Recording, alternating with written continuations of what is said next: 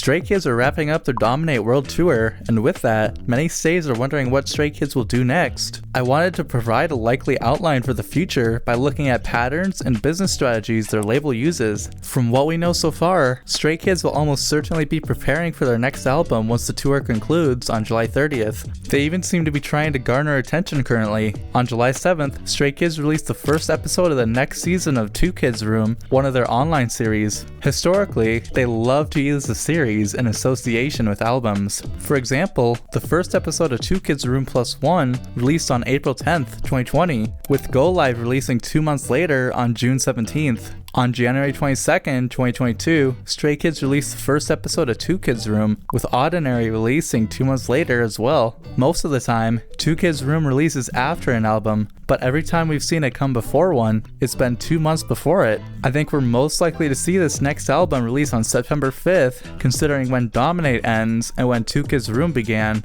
Large labels tend to release albums on quarters as well. Here's some of Stray Kids' major quarter releases. I believe the next album will be their 4th full-length album as well. Stray Kids released their first full-length a little over 2 years after their debut, with No Easy being a year later and 5 Star being 2 years after that. We'd be looking at Skiz 4 releasing just over 2 years later, much like their first full-length. With it being a full-length album, we're almost certainly going to receive the previous mixtape Dominate tracks on the album. Previously, Stray Kids have ensured the mixtape singles are placed on a physical album at some point. With the naming matching the other digital singles, I believe we will see at least the unit tracks on the album. I'm not sure if Giant Korean version will be included or not, as the main reason that song was ever included is so that they can own a master of the original Japanese song. It's also worth mentioning that these digital singles have only ever been included on full-length albums. Time Out released on August 1st, 2022, but was not included on a physical album until 5 Star, nearly a year later.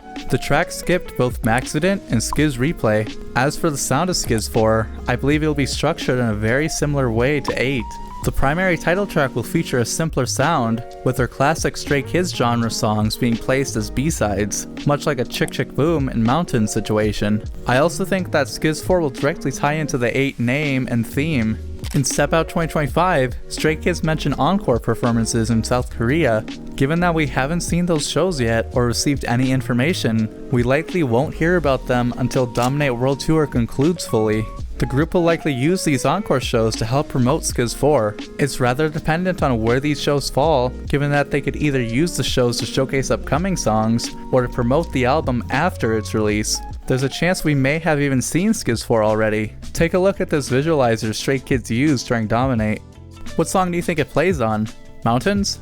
Jam? Despite what you may think, it doesn't play for any of the 8 tracks. In fact, it's associated with their 2022 track, Maniac. We see that the mouth is not only different from the one on the album cover, but also expands across all of the screen, finally crunching down and eating all of the show. Feels a little odd to model an entirely new mouth for the sake of Maniac's visualizer. What this could be is an element of Skiz 4's cover art. I feel like the visualizer could represent how they have eaten everything. It's placed deliberately at the end of the official show, being the last song before their encores. One possible structure I could see them using is continuing the 8 name. 8 what? Perhaps 8 the World? We've already seen Dominate the World Tour. Wouldn't be that absurd of a name, given how much of an impact they've already left.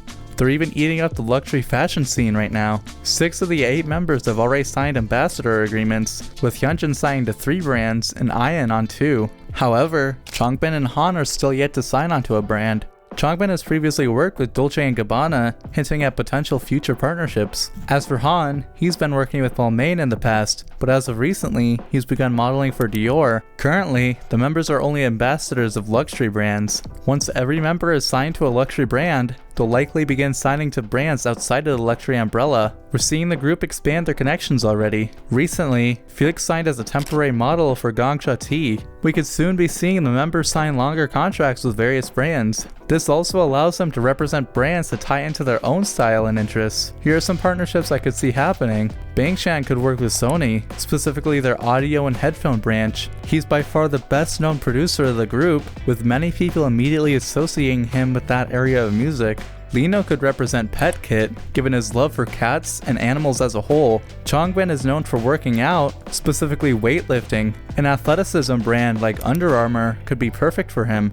Hyunjin's known for his artistic painter side, making a high-end art supply brand like Windsor and Newton an easy choice. Like Bang-chan, Han is well known for his songwriting aspect. Not only does he currently use Apple products, but their brand focuses on expanding an individual's creativity. Felix has previously shared a strong interest for makeup, so placing him with a brand like NARS would suit him well. Han actually worked with NARS in May, modeling the brand's cosmetics on Nylon Japan. Sungmin has shown his love for baseball, even receiving gifts from the MLB. New Era is a brand that creates stylish fashion while using officially licensed MLB IPs. Lastly, Dr. Jart Plus could be interested in working with Ian because of how extensive of a skincare routine he has. We're likely to see these expanded partnerships happening soon, as they'd want to squeeze them in before their military service. Speaking of, how will their military enlistments go? From what we currently know, Stray Kids must enlist by their 28th birthday. This does not mean each member waits until their 28th birthday though. The absolute latest they could wait to enlist is October 25th, 2026, which is Lino's 28th birthday. The only way they could delay this any further is through the BTS law, which delays a group's enlistments to their 30th birthday.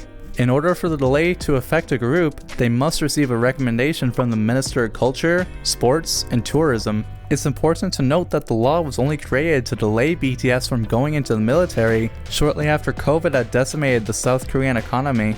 The government wished to keep them around long enough to get tourism flowing into the country again. With BTS now back from their military service, the South Korean government will likely have no real reason to delay Stray Kids enlistments, as they're not losing out on healing the economy like could have happened with BTS. I highly doubt that Stray Kids will begin their military enlistments in 2025, as well as early 2026. Some members of the group have joked about going on tour again in 2026. It's possible the group could be using this tour as a send-off before their enlistments. It absolutely will not be as large as Dominate was, given the close proximity to the last tour and their time restraints for enlisting. I believe the group will not enter all at once either. It's not a smart business move to send them all away at the same time. While yes, they will return quicker, only being gone for 18 to 21 months in total, they risk fans having less events during their service. Rather, the group will likely go one at a time, with only some of them going at once. This allows for the group to release solo projects, promote them, and then serve their time. JYP Entertainment have previously used this strategy for Day 6's enlistments. Most members released a solo project and enlisted the following month. They also spread out their enlistments, allowing for Sungjin to be discharged only 6 months after their last member enlisted. The other thing is that, just because Lino is the oldest, he is not guaranteed to be the first to enlist. Their enlistment dates will most likely be mixed up in an order that JYP-E feels suits best. This also allows for the group to continue activities during their enlistments. An obvious one is solo projects. I do not believe the group will utilize the Racha units during this time, unfortunately. 7 of the 8 members have individual artist profiles, and as of a few months ago, they were modified. Instead of the profiles reading Felix of Stray Kids or Changbin Stray Kids, they were condensed down to just their names. What this would imply is that each member of Stray Kids signed to JYP Entertainment as a solo artist now. This signifies that both the group and their label intend to use their individual names for future projects. Another thing I should mention is one of the Rachas, 3Racha, does have their own artist profile. However, that profile remains 3Racha of Stray Kids. Also, just plain from a monetary perspective, selling 8 solo albums versus selling 3 unit albums brings in way more profit. The order each member releases solo projects is important as well. I've thought about this quite a lot, and I believe they'll base it on their age, group role, and individual popularity. It's because of those reasons that I think the project order will be as follows: Hyunjin, Lino, Han, Sungmin, Felix, Changbin, Ian, and Bang-chan. Hyunjin will likely be the first to release a solo album because of his popularity, as well as we're seeing pieces of his solo career currently with his involvement on David's Always Love. Putting one of the most popular members first can be a strong way to get fans excited about the solo projects and get their mind off of the dreadful enlistment period. I also believe they could begin these projects in the early summer of 2026. It gives them time to wrap up their send-off tour while also not cutting it too close for Lino.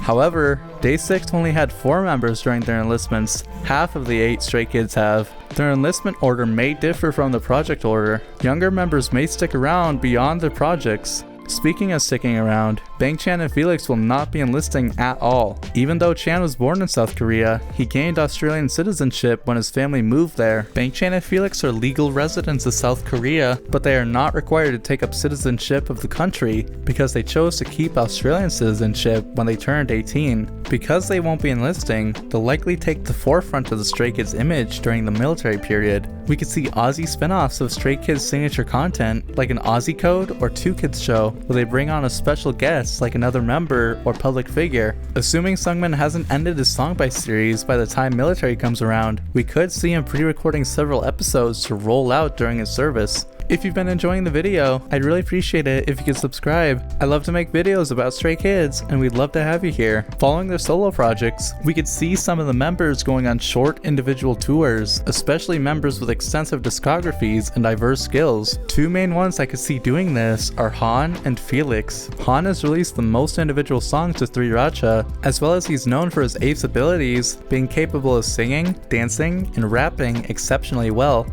As for Felix, he doesn't have nearly as many solo songs currently, but he's incredibly good at mixing rap and singing thanks to his different vocal tones. On top of their own songs, they can perform covers of full group tracks because of those very skills. All of that is what we could see them doing musically, but could they expand beyond music too? I think they absolutely could be interested in stepping out more. In 2023, Stray Kids released a short film called Skizflix. Every member had an acting role in the film, with some having larger roles than others. I believe there's a strong chance we will see some of the members going beyond the group itself and stepping into the film industry. Some of the most likely members are Lino and Hyunjin. Both of them were previously featured in large roles in the music video of Mixtape on Track, with Lino too starring in Skizflix. Assuming these were roles they picked up themselves, they may be interested in expanding. Felix might use the military period to get ahead in fashion, attending more fashion shows, photo shoots, and promotions than he may have originally. Something that'd be especially cool to see is him partnering with Louis Vuitton in some way. He's already performed as a runway model at 2 of their shows. Maybe he'd use his extra time to help design outfits for a show, or even help design products for an exclusive product line.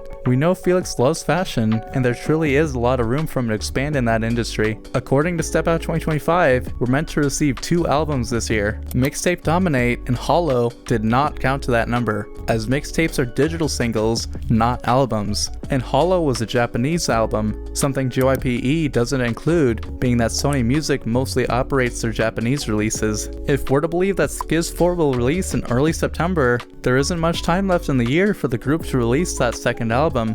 It's because of that reason that I don't think this album will be a regular album. Rather, I believe it will be a Skiz Replay Part 2 of sorts. Currently, we have 19 YouTube exclusive Skiz record tracks. Skiz Replay included 17 previously released songs. The compilation album wasn't super heavily marketed, but JYP Entertainment may be considering it as a more powerful album now, especially after Hop and Dominate's popularity. It's worth noting that Hop was originally considered a special album, while this Skiz Replay Part 2 is described as an album itself. It'd be a rather lengthy album, but this could be Stray Kids' best of album, much like 17 is right here and Proof. One disc would contain the title tracks, another the Skiz records, and another the popular B-sides through the years. If I had to pick which is more likely, I'd pick the best of album, given that it would tie into the supposed military send-off tour. Releasing a best of would not only make sense for concluding the year, but also closing a chapter in their career. Stray Kids grow. Their music in 2018 sounds nothing like the music they make now. Their choreographies are entirely different. The members are doing significantly different things than they have ever before. So many things have changed, but yet, everything about the group is still undeniably Stray Kids. Even though they've grown, they do the best they can to stay true to themselves. Something I've always personally loved about these types of albums is it gives you a chance to feel and appreciate their differences through their career. I encourage you to look for the best out of what's to come. Military enlistments might be a scary obstacle, but they absolutely have a plan to make the best of it. If you want to see how Stray Kids could become the leaders of the K-pop industry, you can click the video on screen. Thanks for watching! Bye bye bye bye bye bye bye bye bye.